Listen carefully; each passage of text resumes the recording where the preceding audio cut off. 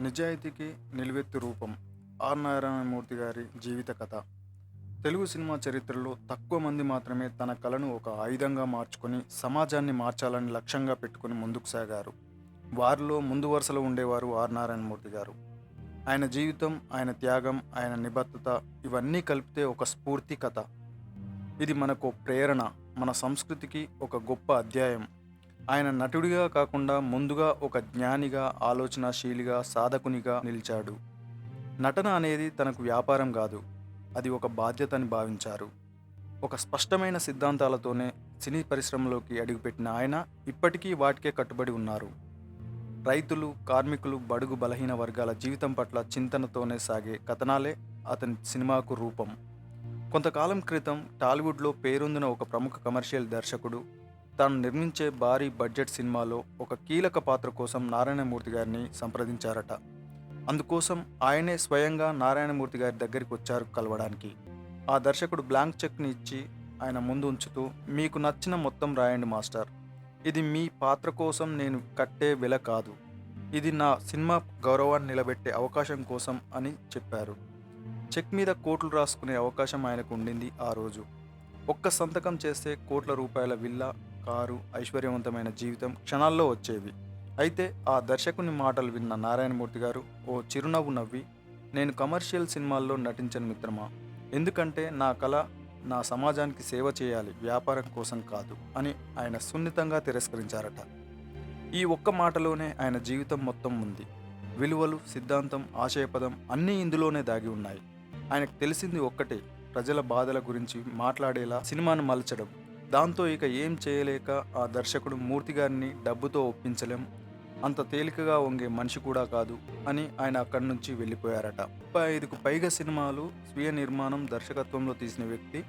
ఆ తీసిన సినిమాలన్నీ ఆ కాలంలో అన్ని సూపర్ డూపర్ హిట్లుగా నిలిచాయి. మరి ఎలాంటి వ్యక్తి, ఎలాంటి హోదాలో ఉంటారు, మన ఊహకే అందదు. ఎందుకంటే ఇయ్యాల రేపట్ల యూట్యూబ్లో నాలాంటోడు 10 వీడియోలు చేసి పేరు రాగానే, పైసలు రాగానే బంగ్లా, కార్ అని తిరుగుతుంటే అంత పెద్ద స్థాయిలో హీరో, దర్శకుడు, నిర్మాత పరిస్థితి ఎలా ఉంటుందో ఒక్కసారి ఆలోచించుకోండి. కానీ ఇక్కడ ఒకసారి పరిశీలిస్తే నారాయణమూర్తి గారు హైదరాబాద్లోని అమీర్పేట ప్రాంతంలో ఒక చిన్న హాస్టల్ గదిలో ఆయన జీవనం కొనసాగుతుంది. ఇది విన్నవారికి ఆశ్చర్యం కలిగించే విషయమే. ఎందుకంటే పైన చెప్పుకున్న విధంగా ఒక్కసారి కమర్షియల్ ప్రపంచంలో అడుగు పెడితే ఆయనకున్న పాపులారిటీతో కోట్లు సంపాదించవచ్చు, కార్లు, బంగళాలు, ఇలా విలాసవంతమైన జీవితం గడపొచ్చు. కానీ ఆయనకు విలాసం కన్నా విలువ ముఖ్యం అనుకున్నారు. తన జీవితంలో ఏనాడు ఆయన ఒక విల్లాలో కానీ, విలాసవంతమైన ఇంట్లో కానీ జీవించలేదు. కొందరు డబ్బు లేకపోతే భయపడతారు. నారాయణమూర్తి గారు డబ్బు చూస్తే భయపడతారు, తన లక్ష్యాన్ని మర్చిపోతానేమోనని.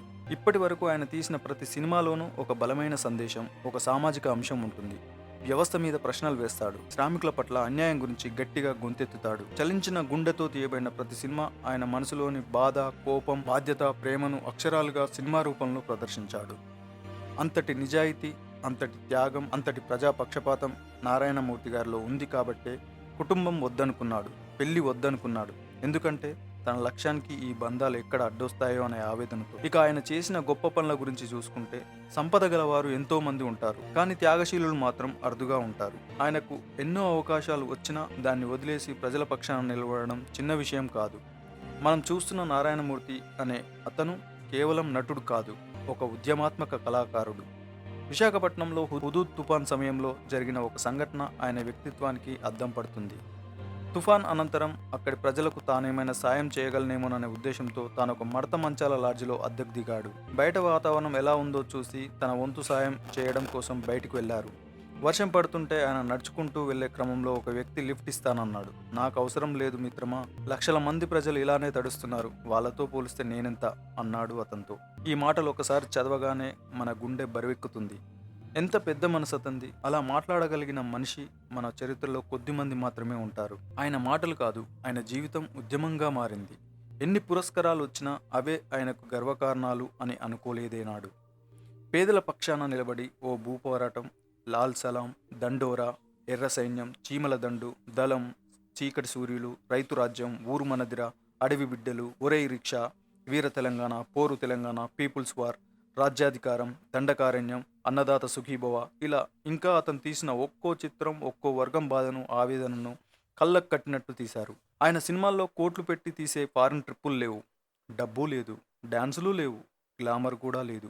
కానీ ప్రతి కథ వెనుక ఒక కన్నీటి గాథ ఉంటుంది. ఒక పేద మనిషి ఆశ ఉంది, విలువలు ఉన్నాయి, నిబద్ధత ఉంది, ఒక సామాజిక స్ఫూర్తి ఉంది, ప్రేక్షకులు మర్చిపోలేని ప్రశ్నలున్నాయి. ప్రతి ఒక్కరికి జీవితం ఒకేసారి వచ్చే అవకాశం. చాలామంది ఆ అవకాశాన్ని వ్యక్తిగత ప్రయోజనాల కోసం వినియోగిస్తారు. కానీ నారాయణమూర్తి గారు మాత్రం తన జీవితాన్ని సమాజానికి అంకితం చేశారు. ఆయన చేసిన త్యాగాల పరంపర మనకు ఒక తేజోమయ దారిగా నిలుస్తుంది. ఈ రోజుల్లో కోట్లు సంపాదించేవారు గౌరవం కోరుకుంటున్నారు. కానీ నారాయణమూర్తి గారు గౌరవాన్ని సంపాదించి కోట్లు వద్దన్నారు. ఇది ఆయన వ్యక్తిత్వం. సాధారణ విషయం కాదు. ఒక పాఠశాల బాలుడు కూడా ఈ విషయం వింటే ఆలోచన చేయాల్సిందే. తన జీవన శైలితో, తన మాటలతో, తన సినిమాలతో ప్రజలకు సేవ చేయడమే తన జీవిత లక్ష్యంగా ఎంచుకున్నాడు. ఒక కళాకారుడు మార్గదర్శిగా ఉంటే ఎలా ఉండాలో ఆయన చూపించారు. ఈ కథ ఒక కథే కాదు, ఒక శక్తి. ఈ వీడియో చూసిన ప్రతి మనిషి తన జీవితంలో ఒక మార్పు తేవాలని తలచేలా చేస్తుంది. నారాయణమూర్తి గారు చూపించిన మార్గంలో మనం ఒకే ఒక్క అడుగు వేసినా అది సమాజానికి ఉపయోగపడుతుంది. ఈ ప్రపంచంలో డబ్బు సంపాదించడం సాధ్యం, గౌరవం పొందడము సాధ్యం. కానీ నిజాయితీతో బతకడం చాలా కష్టం.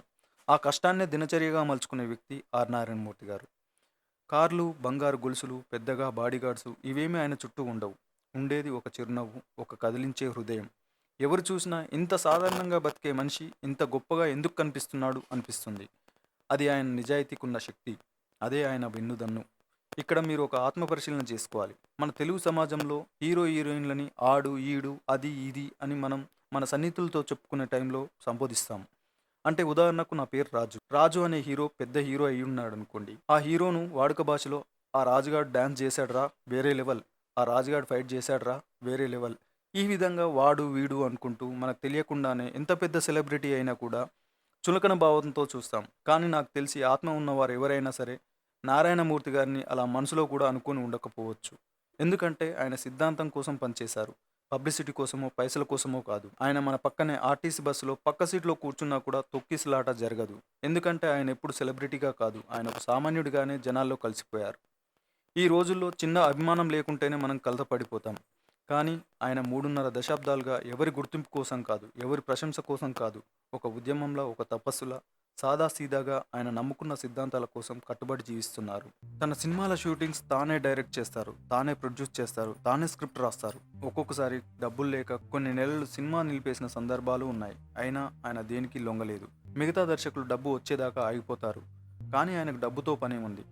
ఆయన ఒకసారి విలేకరులతో మాట్లాడుతూ ఇలా అన్నారు: నాకు ఎలుగుబంటి చర్మం ఉన్న సోఫాలు వద్దు, నాకు చేనేత కమ్మిన తడి చొక్క పక్కన సంతృప్తికరమైన రైతు నవ్వు ఉంటే చాలు అని.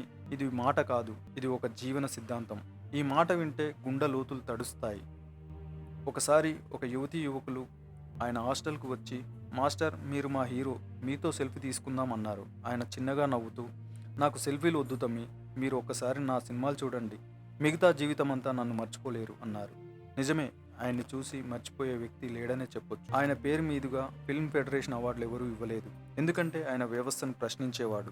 గంజాయి, ఎర్రచందనం స్మగ్లింగ్ చేసే యాక్టింగ్ రోల్ చేసిన హీరోలకు మాత్రం best actor, best film fair అవార్డులు వస్తాయి మన దేశంలో. అందుకే ప్రజలు ఆయన్ని మనసులోనే గొప్ప పురస్కారాలు ఇచ్చి సత్కరించుకున్నారు. ఇంకే అవార్డులు అవసరం లేదని. ప్రతి రైతు గుండెల్లో ఆయనకి ఒక సింహాసనం ఉంది. ప్రతి కార్మికుడి నోట్లో ఆయన పేరు ఒక నినాదం. ప్రతి పేదవాడికి ఆయన ఒక ఆశ. ఈ రోజు మనం ఒక కాఫీకి 200 రూపాయలు ఖర్చు చేస్తాం. కానీ ఆయన సగం టిఫిన్తో 3 రోజుల షూటింగ్ పూర్తి చేస్తారు. ఎందుకంటే కళకు విలువ ఉండాలి, ధర కాదు. ఆయన సినిమాలు పెద్ద థియేటర్లలో విడుదల కావు, కానీ మన గుండెల్లో ఖచ్చితంగా ప్రదర్శితం అవుతాయి. ఈ మధ్య యువతలో చాలా మందికి కమర్షియల్ సినిమాల మీద విసుగు వస్తుంది. అందుకే నారాయణమూర్తి గారి సినిమాలు, పాటల వైపు తీరు మళ్ళిందట. ఈ రోజు ఎవరు సినిమాల ద్వారా ప్రభావితం చేయలేరని అంటున్న కాలంలో ఆయన చూపిస్తున్న మార్గం ఒక గొప్ప సత్యం. మనం ఆ మార్గంలో నడవకపోయినా దానికి నమస్కరించాల్సిందే. సమాప్తి కాదు ఇది. ఇది ప్రతి పౌరుడి మనసులో మొదలయ్యే గౌరవ యాత్ర. ఆయన నడికే విలువల ప్రయాణం. ఆయన మాటే నిస్వార్థ కళాకారుని శబ్దం. ఆయన జీవితం ఒక తాత్విక తపస్సు. చివరగా ఓ చిన్న ప్రార్థన: ఎప్పటికీ మీ కళ, మీ త్యాగం, మీ విలువలు ఇలా వెలుగులు చిమ్మాలని కోరుకుంటున్నాం నారాయణమూర్తి గారు. చూశారు కదా ఫ్రెండ్స్, ఈ వీడియో కనుక మీకు నచ్చినట్లయితే మన ఛానల్ని ఆదరించి సబ్స్క్రైబ్ చేయండి. ఇలాంటి మరిన్ని వీడియోస్ మీ ముందుకు తీసుకొస్తాం. Thank you friends.